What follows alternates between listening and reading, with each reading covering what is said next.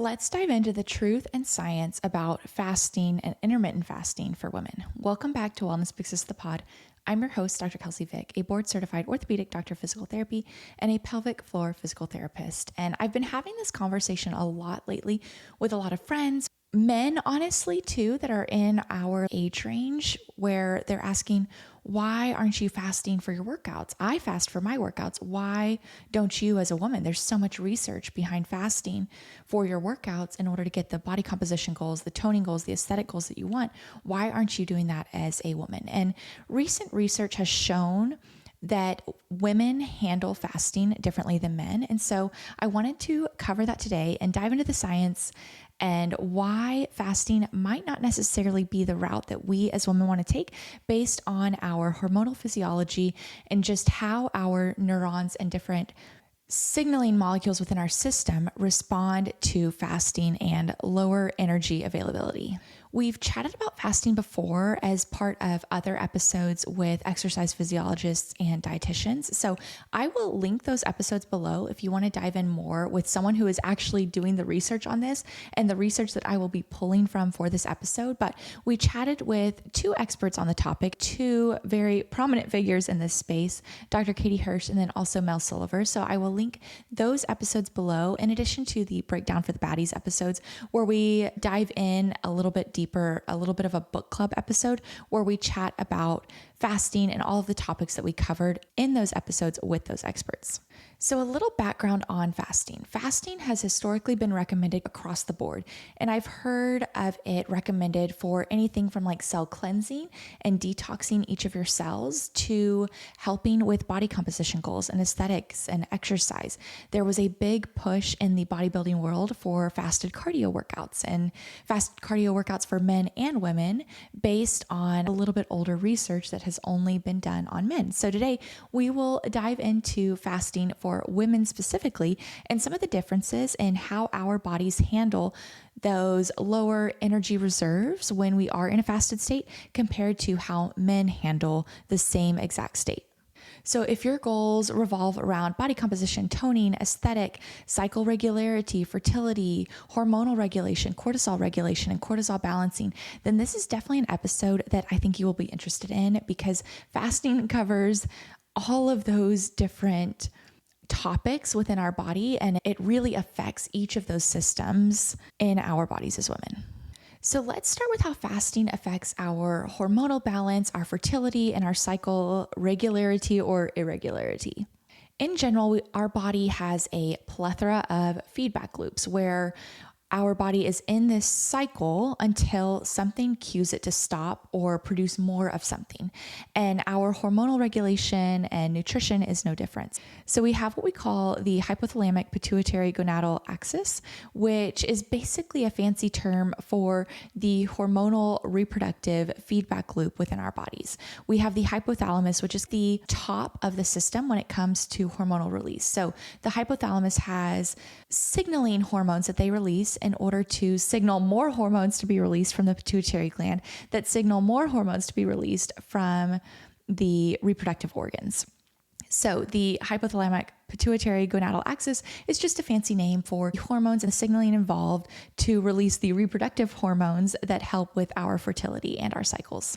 I think of it as like an intense game of telephone. Or I picture a chocolate fountain or a champagne fountain where there's just a cascading effect where signaling molecules signal other molecules that signal different hormones that help to regulate our cycles or irregulate our cycles. So we have nutrient sensitive neurons in our hypothalamus called kisspeptin neurons. And women have more of these kisspeptin neurons, and they are also more sensitive than men. So when we are in a fasted state, our bodies, our kisspeptin neurons sense that we are in this lower energy availability state, and they will cue the response on a larger scale and quicker than might be cued in a male system.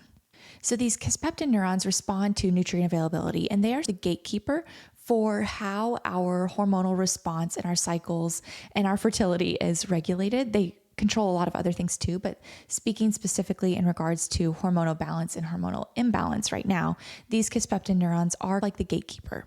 So they control the release of gonadotropin releasing hormone, which gonads, again, reproductive organs, gonadotropin releasing hormone. This is a hormone released from the hypothalamus that, again, is that telephone game that signals another release from the pituitary gland, luteinizing hormone and follicle stimulating hormone.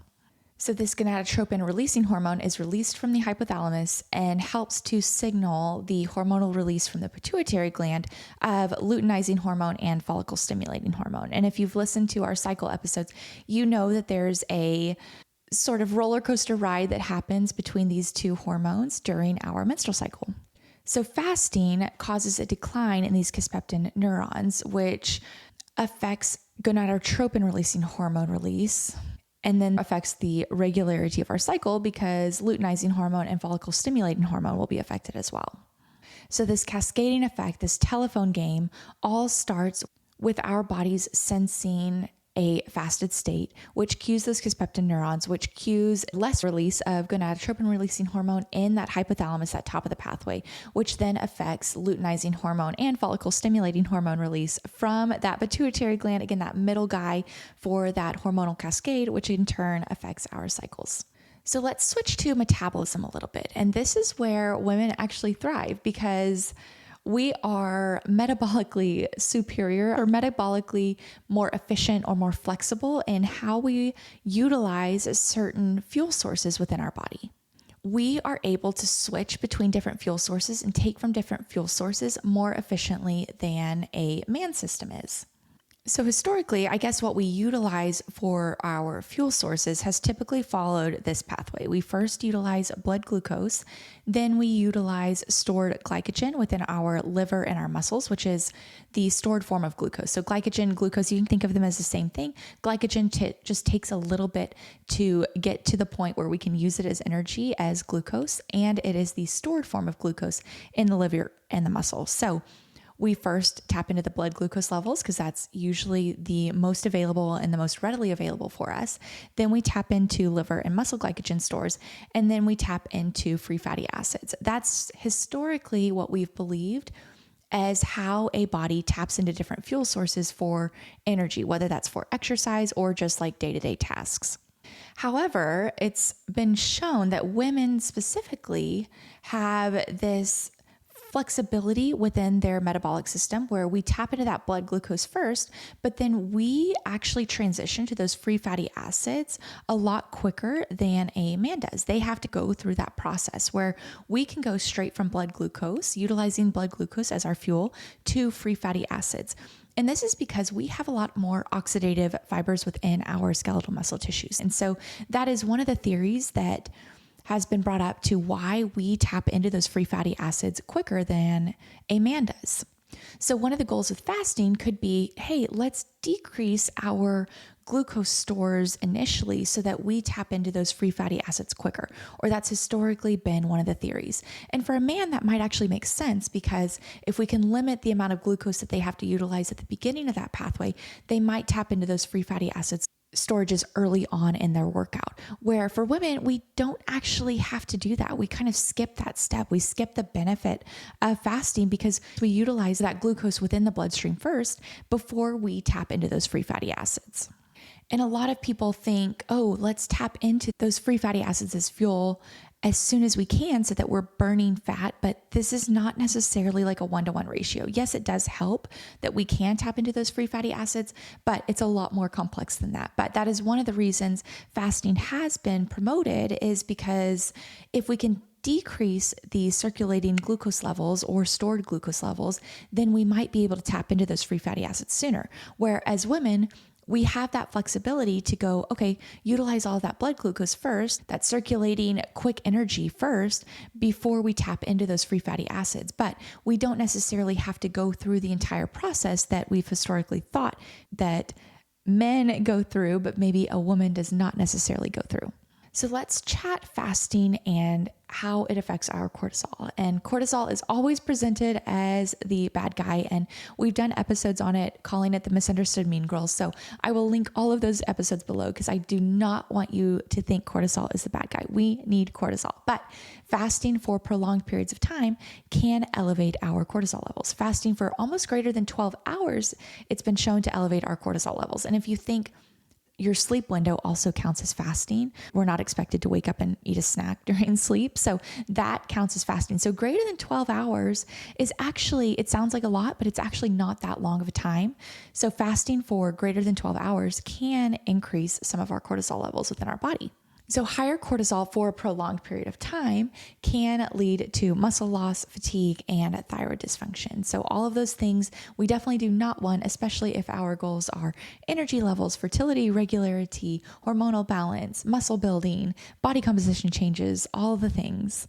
But again, it's not that cortisol is bad. It's just that high levels for a prolonged period of time is not necessarily what we want. We want to maintain that cortisol balance and that cortisol roller coaster that we have throughout the day with those natural elevations that happen in the morning and then the natural declines that happen later in the day. So this is all relatively recent research in the grand scheme of things where we are just now starting to study the female in comparison to the male, where we actually separate our study groups, male and female.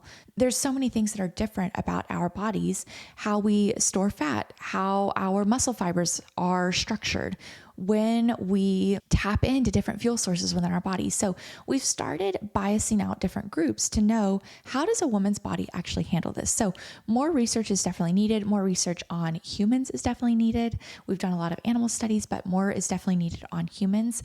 And I think future research is going to need to be dedicated towards people with special conditions, because there is a study that has been published on PCOS. I believe it was 2023 or 2024. So again, relatively recent, where women with PCOS have found benefits with fasting when it comes to muscle building and then also decreasing visceral fat and subcutaneous fat within their system. So I think there needs to be condition-specific research under the umbrella of female research. So this is just something that my mind has been gravitating towards recently. And this is something that we have just chatted about recently with a lot of family and friends. And I wanted to cover this from this research and science-backed perspective so that you guys are aware of the newer research on fasting for females specifically. But with all of that being said, I had a great conversation with a friend of mine who is reading more on fasting, and she was talking about the intuitiveness of fasting and the need to be intuitive with your own body despite the research. And I really loved this because yes, there is research on female physiology and how our bodies tap into different fuel sources, how we raise certain hormones within our system, how our body taps into different resources that we might not want to tap into for fuel, like muscle tissue earlier than a man. So there's all of these reasons why someone might choose to fast or not fast. But fasting can mean a lot of different things. It can mean complete fast. It can mean liquids only. It can mean intermittent fasting or time restricted eating. It can mean eating less, but more frequently throughout the day. There's so many descriptions of fasting, and they're not all the same across research. Is it time restricted fasting where we're fasting for 12 hours? Is it littler meals throughout the day? Is it liquid only? Is it a complete 24-hour fast or a multi-day fast? So there's lots of different ways to fast. And I'm not saying that no female can benefit from fasting. So I think there needs to be some intuitiveness about listening to your own body when it comes to fasting. So if you found that your body actually does benefit from fasting, or it feels better with fasting for some reason or another, I'm not doubting you on that. I'm not saying that is wrong at all, or that you are wrong for listening to your body in that way. I think there are some people who do benefit from fasting in whatever form that might be. And so if you are one of those people that might benefit from fasting, or think that your body or your sleep or your fatigue or energy levels benefits from fasting, there are a few things to keep in mind, I guess, to offset maybe the negative impacts that fasting has on a woman's body. We don't want those raised cortisol levels for a prolonged period of time. We don't want cycle irregularity. We don't want muscle loss. We don't want so many things that fasting and having lower energy availability might lead us to. And so there's a few things. If your body does seem to enjoy fasting in some sort of form, there are some things that are recommended in order to help your body combat some of those negative effects. So if you do benefit from fasting in some way, make sure you are getting adequate protein intake during that feeding window.